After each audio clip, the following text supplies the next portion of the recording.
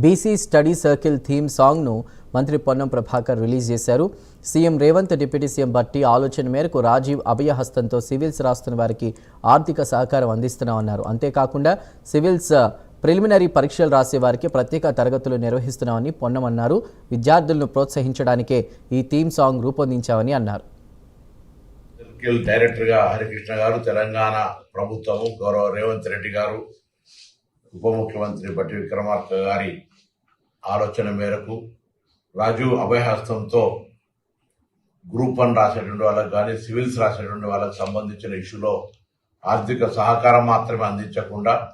మరి సరి అయినటువంటి శిక్షణ ఇచ్చి తెలంగాణ రాష్ట్రం నుంచి అత్యధిక సంఖ్యలో